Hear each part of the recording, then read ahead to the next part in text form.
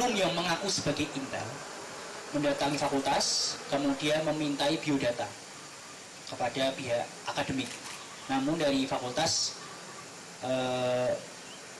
melarang untuk memberikan biodata karena tidak ada izin atau tidak ada surat tugas, sehingga biodata yang diminta tidak diberikan. Ketua BEM UGM Gilbran klaim disatroni Intel. Dilansir dari Yogyakarta CNN Indonesia, Ketua Badan Eksekutif Mahasiswa Keluarga Mahasiswa Universitas Gadjah Mada BMKM UGM, Gilbran M. Nur mengklaim disatroni pihak mengaku Intel setelah dia bersama rekan-rekannya melontarkan kritik keras kepada Presiden RI Jokowi pada Jumat 8 Desember lalu. Kita sempat mendapatkan intimidasi, cuma kita menganggap itu sebagai wujud yang tidak mengganggu secara fisik, kata Gilbran saat ditemui di Kopi Lembah UGM Sleman DIY Kamis 21 Desember. Gilbran mengaku dugaan intimidasi pertama diketahuinya setelah diinformasikan informasi dari salah seorang fungsionaris di Fakultas Peternakan UGM. Karena kebetulan saya mahasiswa Fakultas Peternakan, saya dihubungi oleh wakil dekan dan beliau menyampaikan bahwa ada oknum yang mengaku sebagai intel mendatangi fakultas kemudian memintai biodata kepada pihak akademik, ujar Gilbran. Namun dari fakultas melarang untuk memberikan biodata karena tidak ada izin atau tidak ada surat tugas, sehingga biodata yang diminta tidak diberikan,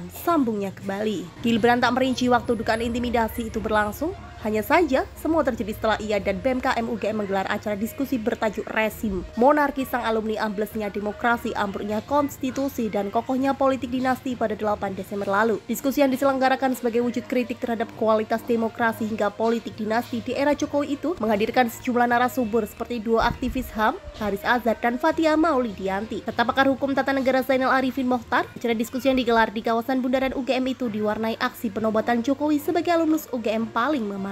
Dugaan intel datangi kediaman orang tua. Dugaan intimidasi kedua diketahui Gilbran usai dia dihubungi lewat sambungan telepon oleh orang tuanya di Sragen, Jawa Tengah. Orang tua Gilbran mengabarkan bahwa ada laporan dari ketua RT setempat yang didatangi oknum intel dari kepolisian. Mendatangi ketua RT untuk mengupload langsung orang tua saya, cuma dari ketua RT menghalau dan membatasi dan menghimbau untuk tidak usah bertemu dengan orang tua saya, sehingga tidak sampai intel-intel tersebut bertemu dengan keluarga saya, sudah mengundurkan diri dan tidak mengintervensi secara langsung, ungkap Gilbran. Jadi sebatas lewat ketua RT, kemudian ketua RT meminta untuk tidak usah sampai ke orang tua, cukup di ketua RT saja, sambungnya kembali. Gilbran sendiri mengaku tak mengetahui asal satuan oknum intel dari kedua peristiwa berbeda waktu dan lokasi ini. Mantan polisi dan TNI terpisah Kapolda DIY Irjen Paul Suwondo Nainggolan tak menyatakan secara gamblang apakah pihaknya terlibat dalam dugaan peristiwa kedatangan intel yang disebut sebagai intimidasi tersebut atau tidak. Kenapa harus bertanya itu ke polisi? Apa pemikirannya nanya itu ke polisi? Jangan mungkin atau menduga-duga dong, katanya saat ditemui di Kompleks Kepatihan Kota Yogyakarta Kamis 21 Desember.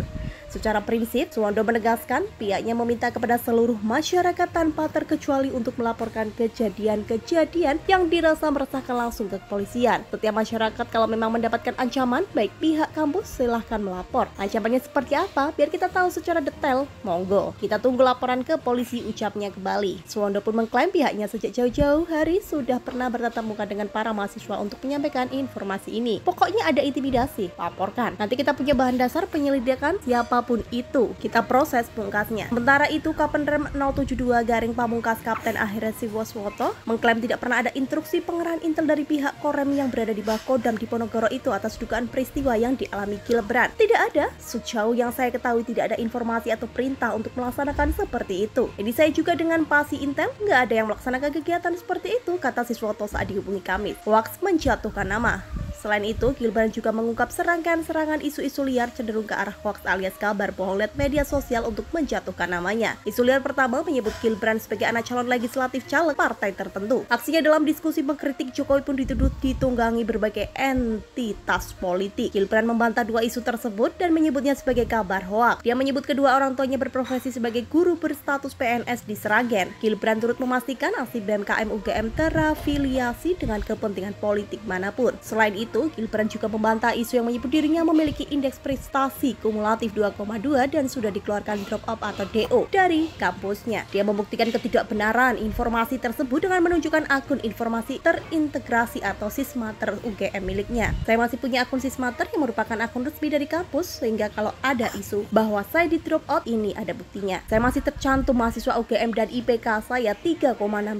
Saya bingung kenapa ada isu IPK 2,2, karena itu isu yang tidak substantif sama sekali, kata dia. Menurut dia, pihak kampus UGM juga tidak pernah melakukan intervensi terhadap aksi-aksinya ini bersama BMKM UGM. Dia meminta maaf apabila aktivitasnya telah menimbulkan kegaduhan hingga menyeret nama institusi kampus. Gilbran merasa harus meluruskan isu-isu di atas dengan harapan perjuangan menyerukan kritik ke pemerintahan tak tercemarkan oleh berbagai narasi yang tak mampu dipertanggungjawabkan kebenarannya. Sekaligus dia menegaskan bahwa dirinya tak gentar menghadapi serangkaian upaya intimidatif yang dialamatkan kepadanya. Saya merasa tidak terganggu intimidasi. Saya merasa tidak takut dan itu menjadi bukti bahwa kita harus senantiasa terus bergerak. Jadi tidak ada kata-kata takut dan yang perlu teman-teman ketahui bahwa selama tidak ada gangguan fisik, saya rasa intimidasi itu sebagai sebuah angin lalu, kata dia kembali.